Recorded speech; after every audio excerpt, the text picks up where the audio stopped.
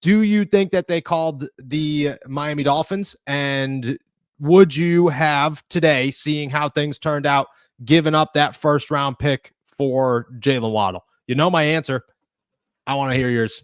No, a first round pick? No, I can't do that. I think that it is too important to the long term outlook for the Pittsburgh Steelers. But it does make me kind of wonder, were the Steelers putting all of their eggs in one basket versus for a Jalen Waddle? And I am just purely speculating at this point, post NFL trade deadline. Why then were uh they were so okay with being outbid for Jacoby Myers? They didn't even seem to have any calls in on deadline day for Rashid Shaheed. Why is that? Did they think they had another avenue open? Did they think that this situation with the Miami Dolphins was going to fall in their favor so much so that they were going to land Jalen Waddle for maybe a second round pick? Again, purely speculation.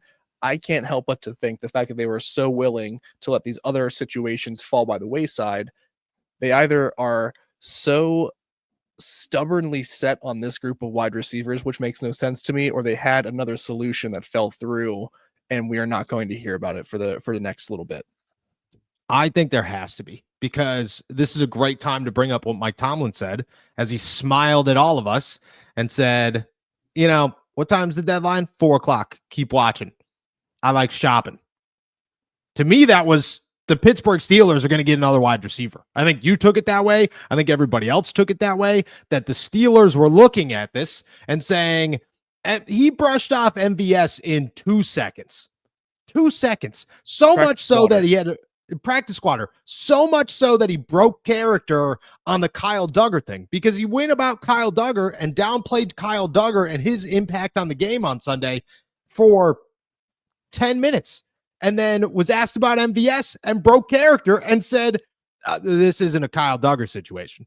Like, that's how much he tried to downplay the situation and upplay the possibility of a trade that in my head, they had to have had something.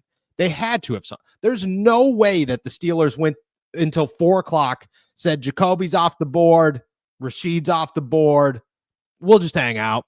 We've been calling teams since April, but we'll just hang out. I mean, go through the list here. The Pittsburgh Steelers called the Saints in January to say, is Chris Olave available? They ended up with DK Metcalf. They traded George Pickens away.